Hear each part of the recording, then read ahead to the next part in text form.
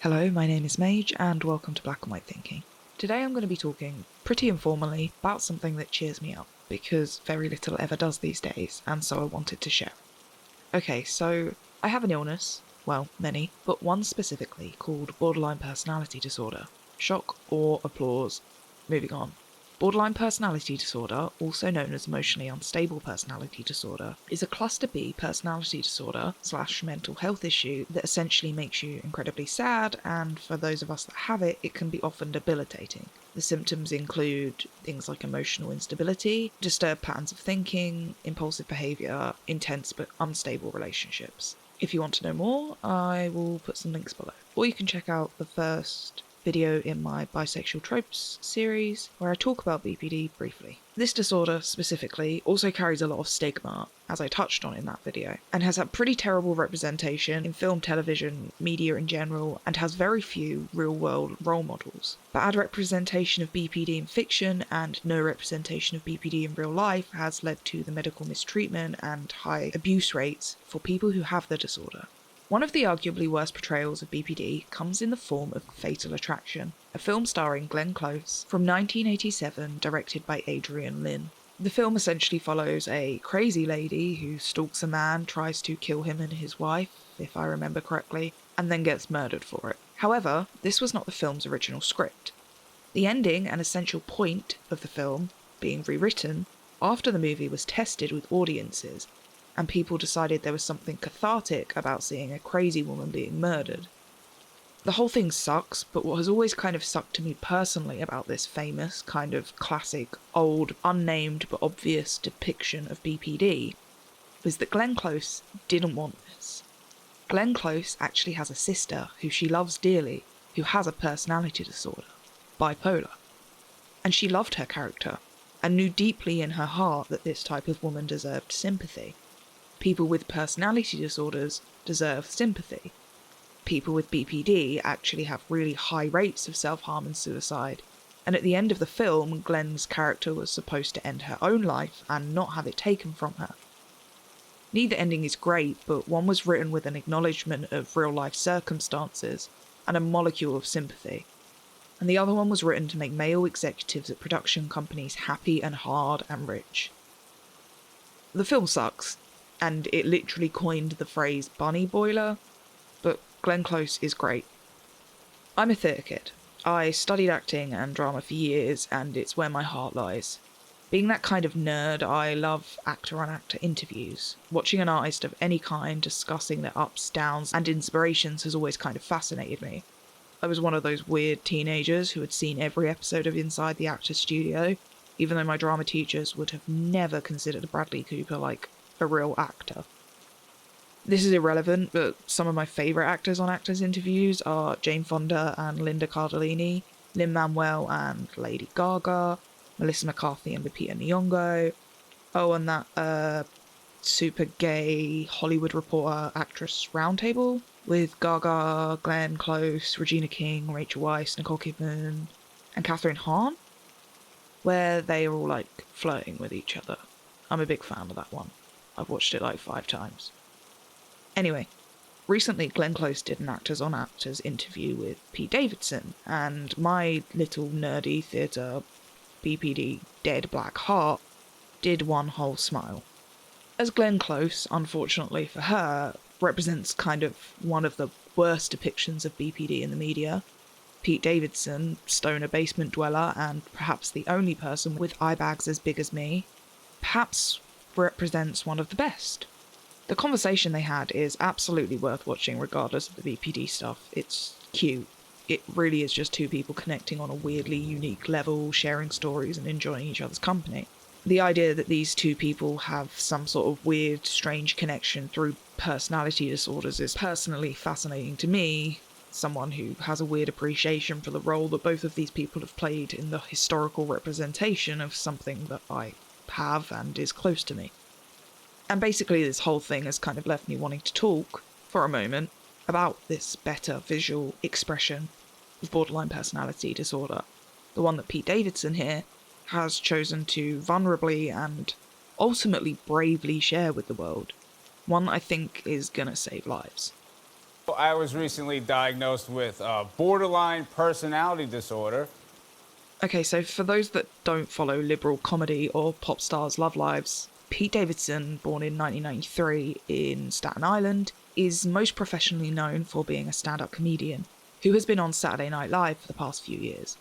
He's known for a few other things, less professional, but we'll leave him alone on that one for now.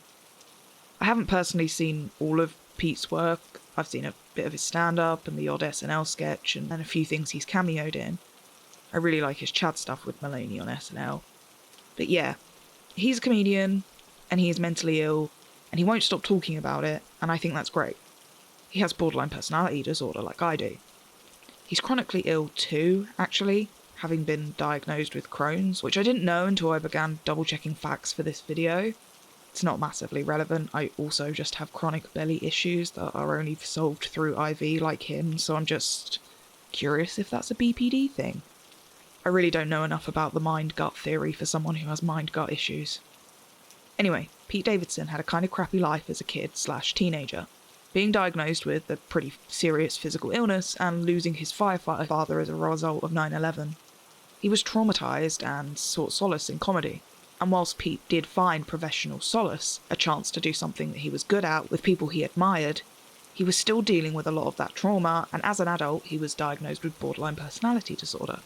And whilst I would never wish BPD on any person, I am personally very happy with the fact that he is talking about it publicly. And not only publicly, but candidly. Pete has discussed his diagnosis by name and has defended others that have it, humanising a disorder that has been historically demonised and misunderstood.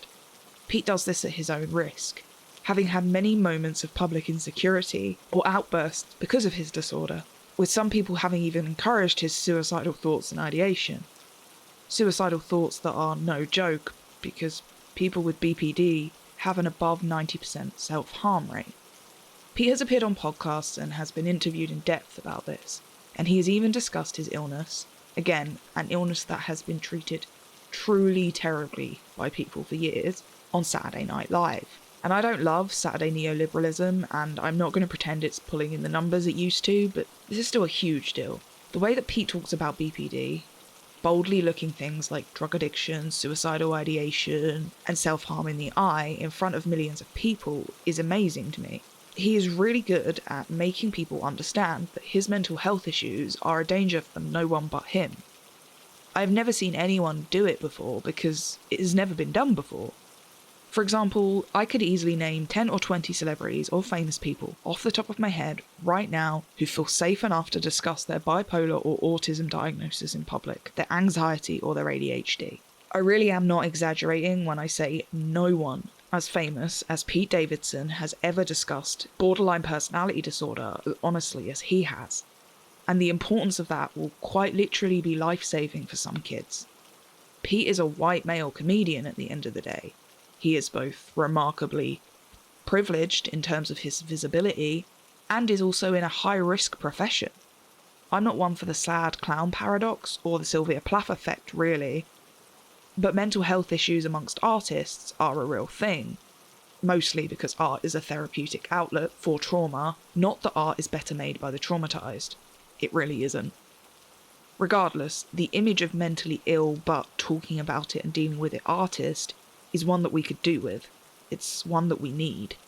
Artists not only do seem to kill themselves at a higher rate than people in other professions, but they are arguably some of the most romanticised when they do, and they are arguably more likely to hide it, to act. Pete Davidson removes that romance with his honesty, and people have to listen to him because his dad is a goddamn American hero, and you all said you'd #never forget. Borderline, specifically and god-awfully, has always been seen as a woman's disease too. I'm not going to go into the story and sexism behind that, but I do want to point out that often leaves men with BPD under or misdiagnosed. BPD has the possibility to be comorbid with, like, every other disorder, with bipolar or autism or ADHD, etc. However, in the cases it isn't, misdiagnosis or multi-diagnosis is still common. Men with BPD are often misdiagnosed with autism, and autistic women are often misdiagnosed with borderline personality disorder. Pete may be a raging stoner with bags under his eyes that wants to fight Republicans on national television, but I'm pretty sure that's just everyone with BPD at this point.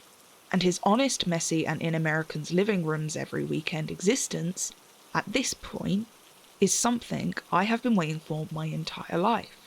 It's something I don't even think I realised I needed as much as I did until it happened. And this entire channel is built around me discussing media representations and betrayals. Pete's messiness, the messiness of his BPD, is truthful, and it is the distortion and dramatisation of our disorder, the story told by others, through murderous femme fatales, the stories told by ugly people who don't deserve to know us, that have arguably done people with BPD the most harm over the years. So yeah, don't fuck up, Pete, you're literally all we have. Mage out.